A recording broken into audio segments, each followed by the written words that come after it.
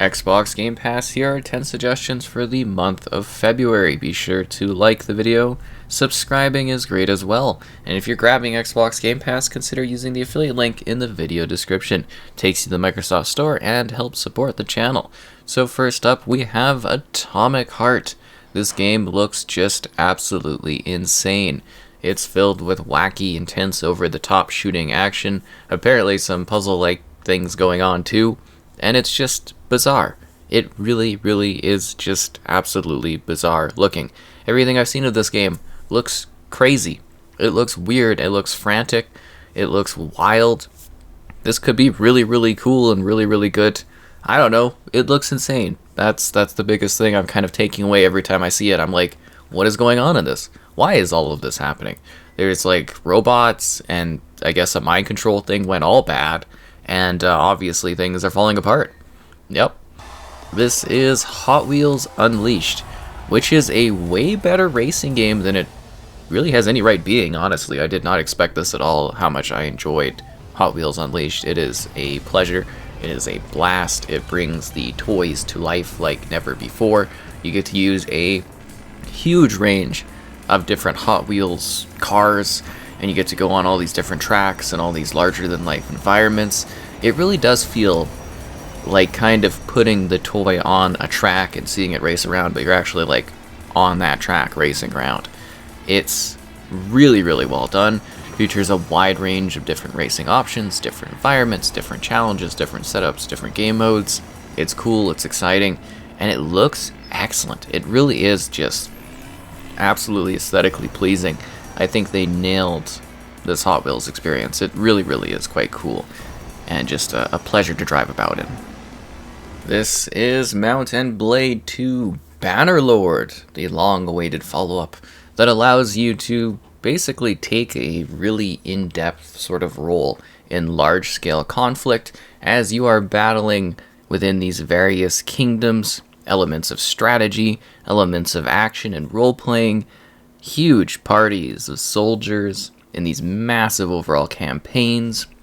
There's sieging, there's direct conflict, there's, I don't know, violence, combat, there's a big campaign scenario that you can enjoy if you want to go in that sort of direction.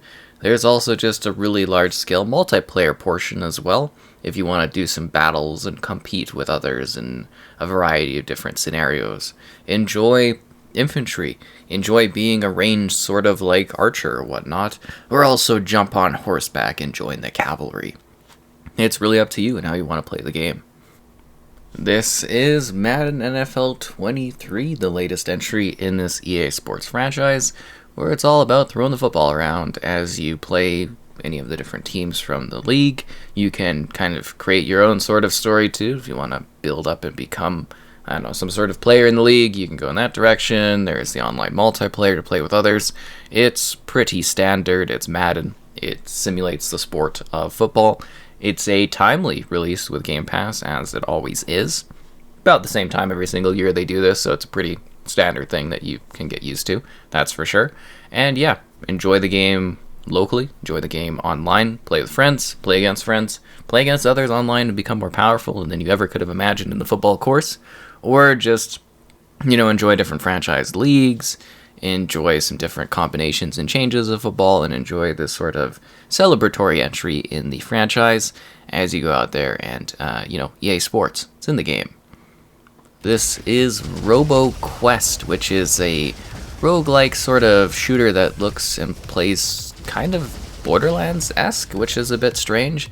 But yeah, you sort of hop around smashing robots, play it alone or with another player online in co-op, as you aim to improve your various robots in regards to getting different like shells that you can use in battle. It is a game preview title currently, so it's going to also evolve a little bit further over time. And yeah, it's just kind of a cool competitive sort of thing where you're trying to build up your particular robot for each run, and then you go back and you do it again.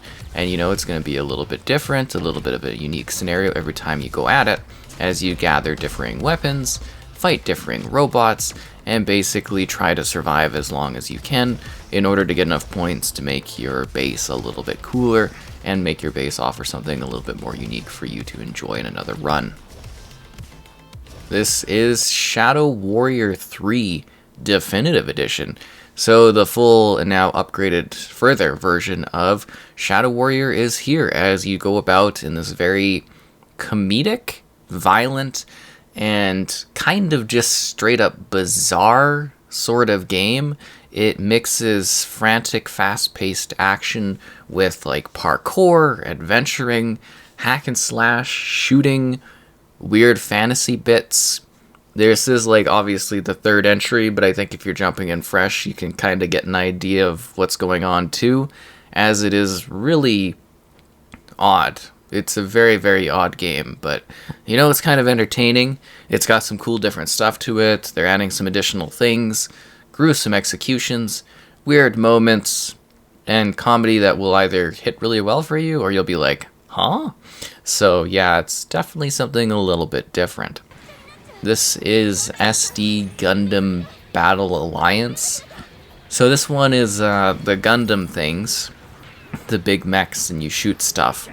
And this one is like a combination of all the different like series and franchises of Gundam, kind of mismatched in this weird things are going on in some kind of like online battle net thing, and different things that didn't happen at certain events are kind of changed up. Like this person that isn't supposed to be here is now here, and you know, this person that died at this point is all of a sudden here. It's like that, and you've got different mechs that you sort of upgrade and you shoot. It can be played in co-op too. If you want to play with a couple buddies, they can come and shoot mechs with you. You've got a range of different abilities, from melee stuff to straight up shooting things, and a larger, well, smaller than life, I guess, environment that you roam around in. This is Darkest Dungeon. It's a dungeon crawler where you sort of hire a group of individuals and improve and level them through a wide variety of different scenarios. It's kind of like turn-based in regards to the combat style, with a variety of different tools. It's very sort of interactive and reactive as you battle away using your different improving skills over time. There's a lot of extra elements to how your party sort of acts. You need to have like supplies for your team to actually survive. You know, you gotta have like, you know, resources between sort of the dungeon crawls that you go and you pick up in town, and then you go out on another adventure and you try to continue, you know, kind of going along as long as you can. It's really neat because it's like a different take on this sort of concept of a game, as having, you know, these characters sort of present in this way. This is Cities Skylines Remastered. A bit of a surprise, but the, you know, SimCity or city building experience is finally getting a proper improvement for the next gen consoles, essentially. So this is where you literally build the city of your dreams, whether you're doing so in a sort of casual sandbox way or something that's a little bit more, you know, you actually have to manage things within the realms of what's possible. So build larger cities than ever before with improved performance, improved elements of play, and really build whatever you want. Create more casual districts, create, you know, regular sort of living units as well, or also get that industrial going on. Balance pollution with the needs of the city, take care of your citizens, and build the coolest place that you can think of in this very relaxing yet frantic sort of SimCity-esque experience. This is JoJo's Bizarre Adventure All-Star Battle R. It's a fighting game with some neat side perspectives and a range of something like 50 characters or something like that. I don't get this universe. I don't understand this universe. It's based on like an anime thing. Apparently it's got like a huge roster. It's like a double up thing, so you can kind of go solos, or you can be like, hey, here's a sidestep partner that can kind of come in and intervene and combat and blast and smash stuff. So it's neat. I mean, it's interesting. I don't get it. It's a bit odd, but you know, it's kind of cool. There's gimmicks. Each level is like a gimmick. You can smash something and it like breaks down, and it's wild. Anyways, that was the suggestions for February. We'll be back again next month to showcase another 10 titles. Hopefully you found this helpful. Liking the video is great, subscribing is great as well. And once again, if you're grabbing Game Pass, consider using the affiliate link in the video description. Happy gaming!